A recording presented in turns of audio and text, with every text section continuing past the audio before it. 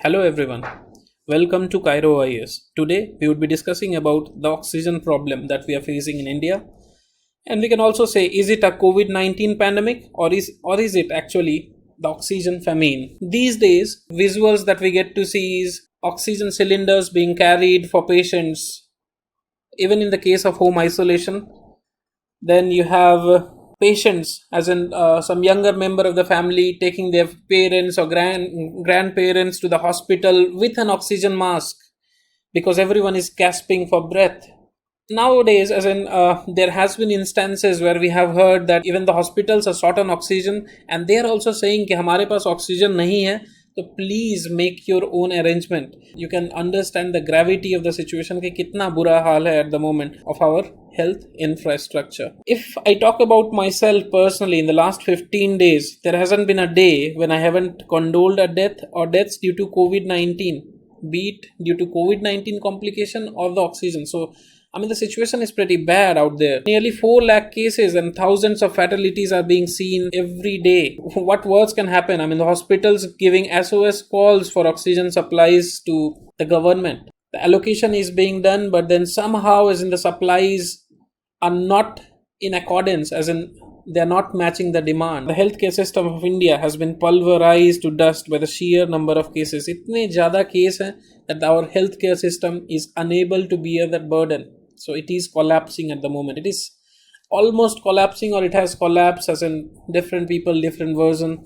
So we are trying our best, but since the number of cases are huge, we are struggling. So let us discuss about the COVID 1 and COVID 2. COVID 1.0, I'm here talking about 2020 wala COVID version, and the second wave is COVID 2.0, that's 2021. So when you talk about both COVID, when you are trying to compare, as in both the COVID phases, so in the first phase, the first significant factor was death उतने ज़्यादा नहीं थे. The mortality was not there. उस समय people were struggling, where as in home isolation, even ICU भी जा रहे थे, तो they were recovering. This time it is not the case. We are seeing huge number of deaths. Last year it was all about livelihood.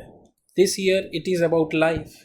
People are saying यदि life ही नहीं रहेगी तो livelihood कहाँ, we cannot even think of it. And last year it was not that people were dying due to infrastructural problems, as in there was no shortage of oxygen, as in people did not need so much of oxygen. But this year we are found wanting when in terms of the oxygen supply, as in because number of beds, as in ICU beds भी उतने नहीं हैं, as in इतने ज़्यादा case हैं. We cannot say that ये बहुत ही कम है, because it was going on like that forever, as in, but इतने ज़्यादा केस हैं that we don't have that much of ICU beds, उतने ventilators नहीं हैं, उतने medicines नहीं हैं.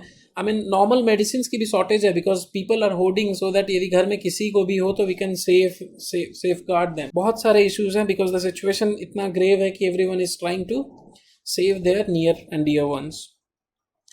यदि लास्ट फेज की बात करें तो rural India was not as much affected. This year rural India has seen a lot of spike in number of cases, number of COVID cases. Last year, as in last phase में, it was India that was helping through its different mission, चाहे वो Vande Bharat mission हो, vaccine मैत्री, तो अभी recently as in we were exporting more than जितना हम लोग अपने लिए यूज कर रहे थे, because we thought as in it's the impact on India will not be as much. So you can say we were slightly underprepared for that matter, but we were trying to help. COVID 2.0, as in अभी वाले COVID, तो different countries, as in we have found help from more than 40-50 countries, जो कि they are helping in different capacities. कोई oxygen cylinder भेज रहे हैं, कोई different medical aids भेज रहे हैं, ऑक्सीमीटर भेज रहे हैं, and whatever is required. We have this PSA plants, वो भी ऑर्डर हो गए हैं, तो वो भी आ रहे हैं. डिफरेंट कंट्रीज आर प्रोवाइडिंग, ताकि इमीडिएटली हम लोग वो प्लांट्स को लगा सकें एंड ऑक्सीजन सप्लाई को बढ़िया बनाया जा सके. देखिए, इतना तो समझ आ ही गया है कि for Covid patients oxygen therapy is crucial, क्योंकि जो उनका ऑक्सीजन लेवल्स है ब्लड में, दैट ड्रॉप्स डाउन. वो और फिर जो उनका ऑक्सीजन लेवल्स यदि ड्रॉप डाउन होता है तो उनको आर्टिफिशियल आर्टिफिशियल कहने का मतलब कि जो नेचुरली जो आपका लंग्स फिल्टर करके आपको मतलब कि हवा से लेके ऑक्सीजन देता है, तो दैट इज़ नॉट सफिशिएंट, और आपको बाहर से ऑक्सीजन सप्लाई करना पड़ रहा है. That is what is oxygen therapy. it is, I mean, some of the studies say that around more than one fourth, as in one fourth of the hospitalized patient, यदि हम लोग बात करें तो 25% of the hospitalization of the hospitalized patients they require oxygen. ठीक है.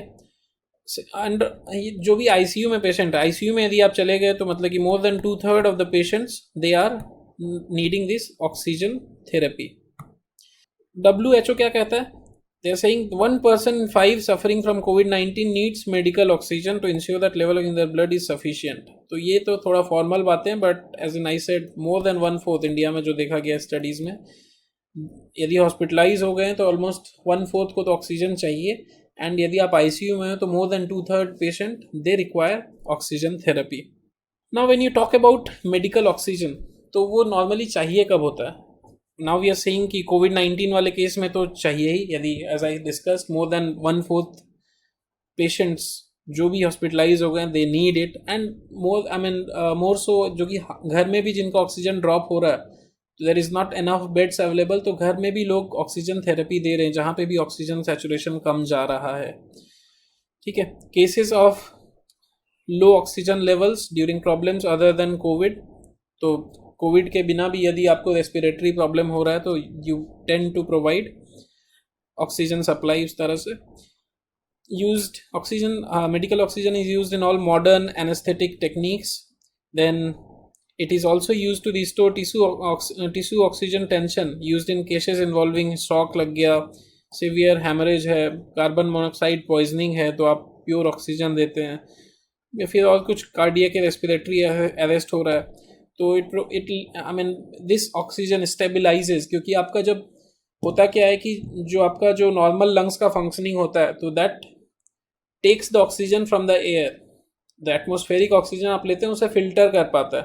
जब आपका लंग्स इन्फ्लेट हो जाता है थोड़ा सा, जब इन्फ्लेमेशन होता है, थोड़ा inflate will be a wrong word, inflamed, inflammation जिसे बोलते हैं, तो जब वो इन्फ्लेमेशन होता है तो I mean it is not working at its full capacity and they struggle to provide that much the required amount of oxygen. तो वहाँ पे आपका मेडिकल ऑक्सीजन इज हेल्पफुल. अब यदि रियलिटी की बात करें तो एक्सपर्ट जो है वो कहते हैं कि India is producing 7,000 tons a day का ऑक्सीजन. तो then where is the problem? More so जो इंडस्ट्रियल ऑक्सीजन था, हमारा इंडस्ट्रियल यूज के लिए जो ऑक्सीजन था, that also is being diverted for medical purpose because की इमरजेंसी सिचुएशन है. तो प्रॉब्लम कहाँ है? As in if we are producing enough, तो प्रॉब्लम कहाँ है? तो प्रॉब्लम जो हम लोग आइडेंटिफाई कर रहे हैं, we will see it further भी, मोस्ट ऑफ द ऑक्सीजन जो भी है आपका, जो ऑक्सीजन प्रोड्यूसर्स है, they are in the eastern part of the country. और जो कैरी करते हैं तो मतलब कि they are carried through in tankers, वो भी आपका स्पीड रिस्ट्रिक्टेड होता है जो ऑक्सीजन ट्रांसपोर्ट करने वाली व्हीकल है. लेट सपोज विशाखापट्टनम से जा रहा है, तो if it goes by road it takes a lot of time, 3 to 5 days लग जाता है आपका. यहाँ से आज चढ़ा तो 3 से 5 दिन लगता है. सिमिलरली रायगढ़ में है तो वहाँ से दिल्ली आने में काफ़ी टाइम लगेगा. बोकारो से वाराणसी या लखनऊ जा रहा है तो that also will take time. Despite कि हमारे पास ऑक्सीजन प्रोडक्शन है, क्योंकि पहले हर जगह बटा हुआ था, हर जगह के लिए एलोकेटेड था कि ये गाड़ी जाएगी ऐसे, and we have limited amount of tankers, cryogenic, इनके लिए स्पेशल टैंकर्स होते हैं, क्रायोजेनिक टैंकर्स जो कि कैरी करते हैं. लिमिटेड है आपका, मतलब कि ऑक्सीजन प्रोडक्शन यदि हो भी रहा है तो आपके पास जो टैंकर्स है, स्टोरेज फैसिलिटी है, तो that is not sufficient at the present day. तो यदि हम लोग अभी बढ़ाएंगे भी तो that will require some time. तो इमीडिएटली जो हमारा शॉर्टेज है उसके बारे में यदि बात करते हैं तो सब मतलब कि क्या प्रॉब्लम है जिसके कारण, यदि हम लोग प्रोड्यूस भी कर रहे हैं तो क्या प्रॉब्लम है जिसके कारण से हमारा मेडिकल ऑक्सीजन जो जहाँ पे रिक्वायर्ड है in different hospitals in the country वहाँ मिल नहीं पा रहा है. तो सबसे पहला जो प्रॉब्लम है, uneven distribution and lack of coordination. There is no centralized coordination. I mean अभी जैसा situation, it's a very as in grave situation, तो उसमें यदि आपका एक centralized coordination team नहीं होगी ऑक्सीजन सप्लाई के लिए तो हमेशा आप प्रॉब्लम फेस करेंगे. द सप्लाई किस तरह से डिस्ट्रीब्यूट करें, it has to be, there has to be a mechanism, तो वो आपका मिसिंग है. And that is where we are struggling. There is no scientific method, there is no, I mean आपको states बोल रही कितना डिमांड है and again you are not able to manage it properly.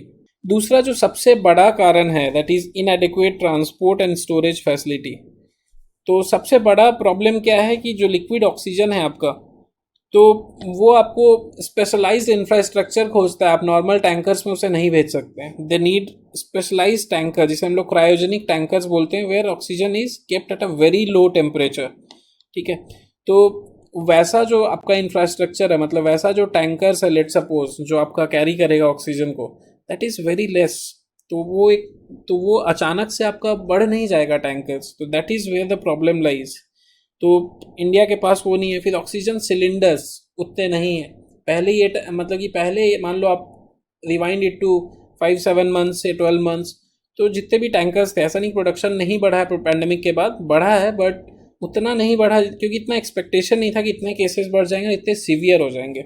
The problem is कि उस tanker को ही to फ्रो करना पड़ रहा है, तो बहुत ही कम टाइम, उसको चलाने के लिए भी स्पेसिफिक लोग चाहिए विथ स्पेसिफिक स्किल सेट। मतलब कि उसके जो ड्राइवर्स है कि मतलब कि कुछ एक लिमिटेड स्पीड है, उसके ऊपर नहीं जा सकते हैं, किस तरह से ट्रैवल करना, तो बहुत सारे प्रॉब्लम है, लॉजिस्टिक्स में बहुत सारे इश्यूज हैं। And that is where the basic challenge lies कि हमारा ऑक्सीजन सप्लाई कैसे होगा। फिर there is no central COVID aid team, as in बहुत सारे foreign countries are now providing us aid as well, but even the states are unaware कि हमको उसमें से कितना स्टॉक मिलेगा। There is no central plan, there is no as in method की, मतलब मान लो यदि एक्स अमाउंट आ रहा, मान लो 100 आ रहा है, उसमें एक इस स्टेट को जाएगा, 5 इस स्टेट को जाएगा, क्योंकि वैसा कोई आपका कोऑर्डिनेशन के लिए टीम नहीं है। तो वो एक proper with the coordination of states आपको एक इमरजेंसी टीम बनानी थी और वहाँ से आपको ये शॉर्टेज को कम करना था। फिर जो एक चैलेंज है, as in there is not enough on site oxygen plant in hospitals now, as in situation ऐसा हो गया कि now we are doing that, but अभी तक ऐसा नहीं था।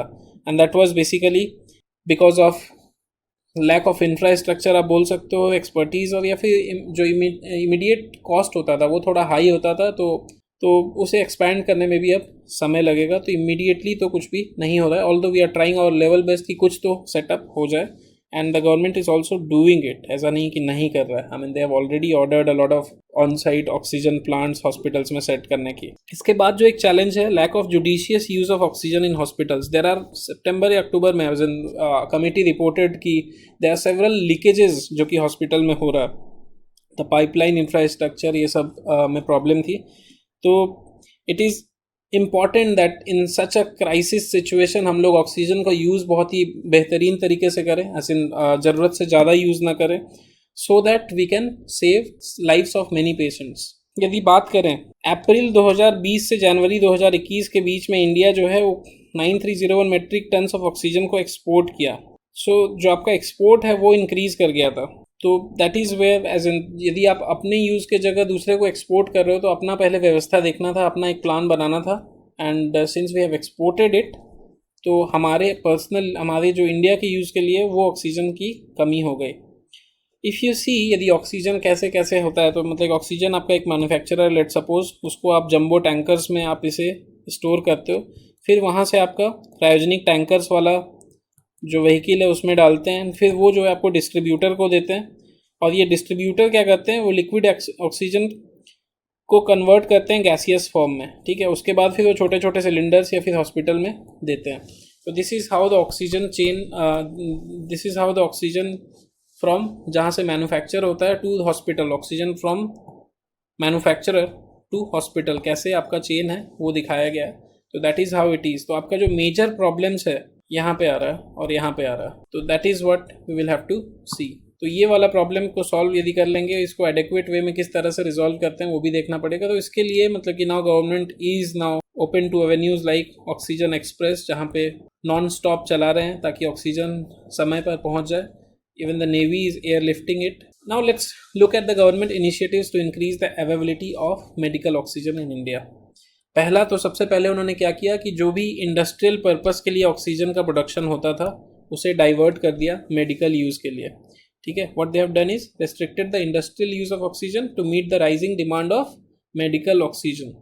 तो ये जो टेम्प्रेरी सरप्लस ऑक्सीजन है, मतलब कि टेम्प्रेरी इंडस्ट्रियल यूज़ के लिए जो ऑक्सीजन था, वो हम कोविड पेशेंट्स को दे सकते हैं, तो we can save a lot of life. दूसरा जो सबसे बड़ा काम इन्होंने किया है, ऑक्सीजन एक्सप्रेस।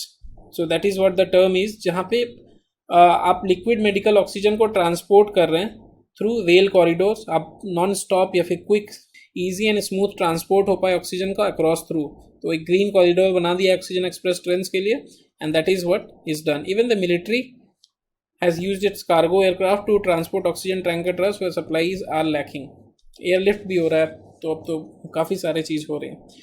फिर there are several steps, as in recently we saw, एक अभी 5 दिन पहले 162 को अप्रूवल मिला था, देन 551 एडिशनल PSA प्लांट्स को परमिशन मिला कि दे will B set up inside public health facilities, and that will be through PM cares fund. उसके बाद वी वर सीइंग कि डिमांड इतना ज़्यादा था कि लोग जो है मौके का फ़ायदा उठा के ऑक्सीजन सिलेंडर को महंगा में बेच रहे थे, तो price has been capped. That was done in सितंबर. नाउअडेज एज इन, बिकॉज हम लोग बोल रहे थे अभी, जो हम लोग बात किए, जो ऑक्सीजन चेन के देख रहे थे, उसमें जो हमारा मेजर प्रॉब्लम था वो कैसे ट्रांसपोर्ट किया जाए.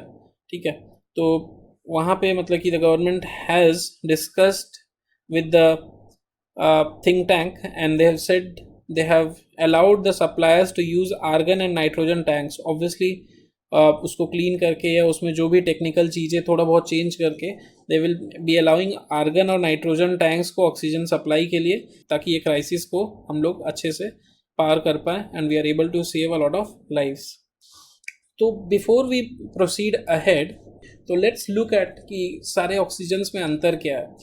तो एटमॉस्फेरिक ऑक्सीजन की यदि बात करें तो उसमें आपका 78% नाइट्रोजन है, देन यू हैव ऑक्सीजन, ये सिर्फ 21% है, then you have carbon dioxide and argon. Argon is 0.93 और फिर 0.04 के आसपास कार्बन होता है, एंड अदर गैसेस. जो हम लोग एयर ब्रीथ करते हैं तो काम का सिर्फ उसमें से 21% ही है, rest is not useful for us.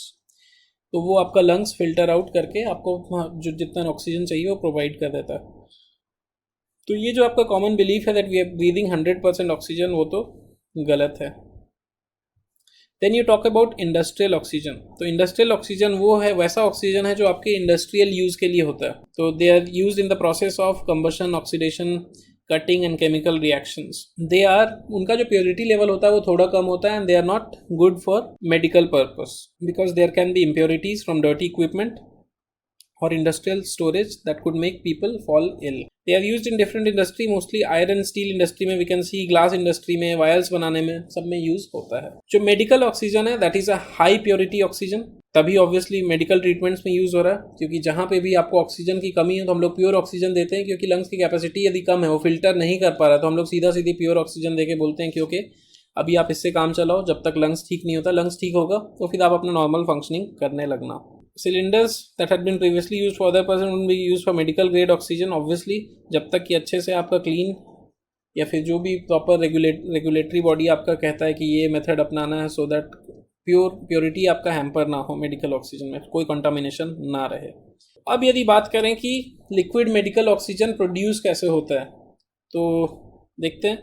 तो देर आर सेवरल मेथड्स. तो we are discussing the fractional dispersion method and pressure swing adsorption method. तो let's see दोनों में है क्या. So it is written here. तो what we will do is, हम लोग पहले ये देख लेते हैं. जो आपका ये एटमॉस्फेरिक एयर है, तो इसमें आपको ज़्यादा समझ में आएगा. तो fractional distillation of oxygen manufacturing जो प्रोसेस है उसमें देखते हैं कि कैसे होता है. ठीक है, तो ये मेथड में सबसे पहले हम लोग लिक्विफाई करते हैं. तो एटमॉस्फेरिक एयर आया, उसे प्रेशराइज करते हैं और उसे लिक्विफाई करने की कोशिश करते हैं. ठीक है, और जब वो लिक्विफाइड है तो उसे फिर हम लोग ठंडा करने का कोशिश करते हैं. तो ऑब्वियसली उस बीच में पहले हम लोग कहीं पे भी फ़िल्टर लगा लेते हैं. तो फिल्टर आपका क्या क्या करेगा, जो भी डस्ट पार्टिकल्स है, जो भी कंटामिनेशन है उसे वो रिमूव कर देगा. तो सबसे पहला वो है. उसके बाद वो फिल्टर के बाद हम उसे कंप्रेस किए और उसके बाद फिर उसे ठंडा करते हैं. जब वो ठंडा कर रहे हैं तो अराउंड -200 डिग्री सेल्सियस तक जाते हैं, एंड उसके बाद फिर उस कंप्रेस एयर को हम लोग फिर थोड़ा थोड़ा हीट करते हैं. That is what to expand again. ठीक है, तो जब -200 तक वो हीट उसे लिक्विफाई कर देते हैं, तो जैसे जैसे टेम्परेचर फिर बढ़ा रहे हैं हम लोग, तो टेम्परेचर जैसे बढ़ाएंगे तो -200 से -196 आएगा. तो आपका ये जो नाइट्रोजन है, तो ये जो है मतलब कि इसके बाद फिर ये आपका चला जाता है ASUs में, एयर सेपरेशन यूनिट. तो यहाँ पे क्या है, फ्रैक्शनल डिस्टिलेशन. तो यहाँ पे क्या था, पहले ये लिक्विफिकेशन हुआ, उसके बाद अब ये जो है फ्रैक्शनल डिस्टिलेशन है. तो यहाँ पे क्या, अभी जो कंप्रेस्ड एयर है जिसे हम लोग अब वापस से हीट कर रहे हैं, पहले उसे -200 डिग्री सेल्सियस तक लाते हैं, फिर वो हीट करते हैं ताकि हम लोग उसे सेपरेट आउट कर सकें इन एयर सेपरेशन यूनिट्स, ठीक है। तो -200 से जैसे -196 पे जाएंगे तो जितने भी नाइट्रोजन होंगे वो निकल जाएंगे। फिर आपका उसी तरह से और बढ़ाए तो -186 पे आर्गन जो है that will be collected in separate container.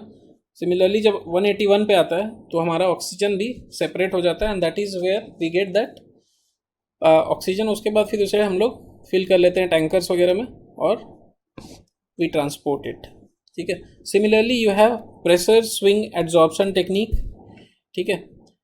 If you before going through that, यदि आपको मन हो तो यू कैन रीड दिस, तो I will just read it for your benefit. The method is used to produce pure oxygen from atmospheric air through separation of oxygen in air separation units. ASUs are production plant that separate large volume of gases. As I showed, ASU जो आपका last phase में liquefy करने के बाद जो हम लोग heat कर रहे थे, वहाँ से फिर सेपरेट एयर सेपरेशन यूनिट से हम लोग ही जब हीट कर रहे हैं तो सेपरेट कर रहे थे गैसेस को। तो first cool to -181 degree Celsius, oxygen liquefies at this point. Since the boiling point of nitrogen is -196, it remains in a gaseous state, but argon has a boiling point similar to that oxygen, -186. तो वहाँ पे वही है, हम लोग सबको separate करते हैं, and that is what we showed here. तो मतलब कि -200 से 196 पे नाइट्रोजन, फिर argon and then oxygen. Similarly you have another method that is pressure swing adsorption technique. इस मेथड में क्या होता है, अगेन एयर जो है आपका आया, एयर को रिसीव किए, फिर वो टैंक में डाले, उसके बाद फिर जो कोल्ड एयर है उसे हम लोग और मतलब कि थोड़ा कूल करेंगे, फिर वो फिल्टर होगा। फिर यहाँ पे क्या होता है पीएसए मेथड में, ये जो आपका जियोलाइट है, जब ये आपका स्विंग हो रहा होगा तो जियोलाइट क्या है कि प्रेशर में ना वो जो आपका मिक्सचर है नाइट्रोजन और ऑक्सीजन का, तो उसमें नाइट्रोजन को जियोलाइट अट्रैक्ट कर लेगा। तो यहाँ पे क्या होता है, if a gas mixture such as air is passed under pressure, तो मतलब क्या है आपका प्रेशर बहुत होता है, प्रेशर हाई प्रेशर में हम लोग ये काम करते हैं। तो उसमें क्या है कि आपका एक एड्जॉर्बेंट यूज़ करते हैं। एड्जॉर्बेंट मतलब वो क्या है ना, एड्जॉर्बेंट वो है जो कि आपका मतलब इट्स एन एजेंट जो कि आपका अट्रैक्ट करेगा नाइट्रोजन को। तो वहाँ पे क्या है कि वो नाइट्रोजन को अपने साथ वो बैठ के जियोलाइट जहाँ पे है वहाँ पे नाइट्रोजन को अपने पास रखेगा, और दूसरे तरफ जो है ऑक्सीजन दूसरे कंटेनर में हम लोग उसे कलेक्ट कर सकते हैं। Hospitals can also opt for on site generation oxygen by this method, oxygen produced from ambient air by concentrating it, ठीक है। तो इस मेथड में बेसिकली होता यही है कि एट हाई प्रेशर जो आपका ये जियोलाइट है, हाई प्रेशर ये क्या करता है, ये आपका अट्रैक्ट कर लेता है नाइट्रोजन को। तो नाइट्रोजन आपका इधर इकट्ठा हो गई जब आपका ये स्विंग हो रहा है, और उसके बाद ऑक्सीजन को हम लोग यहाँ से कलेक्ट कर लेते हैं इधर को एक टैंक लगा के, ठीक है। तो that is what is pressure swing adsorption method. और उसके बाद हमारा ये ऑक्सीजन टैंक में ऑक्सीजन आ गया, नाइट्रोजन में नाइट्रोजन आ गया, हमें ज़रूरत ऑक्सीजन की है तो अपना काम हम कर लेंगे। सिमिलरली अभी हम लोग बाद में बहुत बार सुने वर्ड क्रायोजेनिक टैंकर्स, उनका अभी काफ़ी ज़्यादा ज़रूरत पड़ रहा है। तो हमें बस इतना जानना है कि ये वैसे टैंकर्स हैं वो जिनमें एक टैंक लगा है that is use to store material at a very low temperature. तो काफ़ी कम टेम्परेचर में यदि हमें स्टोर करना पड़ता है, एकदम स्पेसिफिक रिक्वायरमेंट होती है, तो इसलिए दे आर इम्पॉर्टेंट। तो वैसे टैंकर्स को हम लोग क्रायोजेनिक टैंकर्स कहते हैं। They are used to store different natural gases such as oxygen, argon, nitrogen, helium, hydrogen, जो भी, ठीक है। तो अभी हमारा ऑक्सीजन के लिए इंपॉर्टेंट है, that is why we must know कि क्रायोजेनिक टैंकर्स है क्या।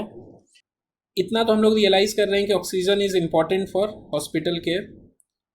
इंडिया अपनी ऑक्सीजन जनरेशन कैपेसिटी को भी इम्प्रूव कर रही है, बट जब तक अभी थोड़ा शॉर्टेज का सिचुएशन है, वी शुड मेक श्योर कि हम लोग जुडिशियस यूज़ करें, एंड इस पर हमारे डॉक्टर्स की, हॉस्पिटल अथॉरिटी की, हेल्थ केयर प्रोफेशनल्स की अभी वो काफ़ी वैल्यूएबल है, क्योंकि जब मतलब कि उनके ही प्रयास से we can use it judiciously. क्योंकि oxygen is important no doubt, लेकिन यदि हम लोग अनरेगुलेटेड और यदि ज़्यादा ऑक्सीजन भी प्रोवाइड कर दें तो लंग्स में स्कार्स प्रोड्यूस कर देगा, and that will lead to life long problem. तो हमें वो भी नहीं करना है। तो इट इज़ इम्पॉर्टेंट यहाँ पे कि गवर्नमेंट को मल्टी प्रोंग्ड स्टेप लिया जाए ताकि ऑक्सीजन का शॉर्टेज को ख़त्म किया जाए। तो I mean the approach should be with respect to science and rationality, as in scientific वे में इसे मतलब कि डिस्कस करना चाहिए, जो भी साइंटिफिक इनपुट्स है वो लेना चाहिए with health care professionals, and जो भी टेक्निकली इक्विप्ड लोग हैं, साइंटिफिकली इक्विप्ड लोग हैं, ताकि हम लोग जो अभी मॉर्टेलिटी रेट है, जो डेथ रेट है हमारा, उसे रिड्यूस कर पाए. And it is very vital इस समय बहुत ही सेंसिबल वे में काम करें and we reduce this pandemic, we solve this crisis. And for that oxygen का judicious use is very important. I hope this video helped. Thanks a lot.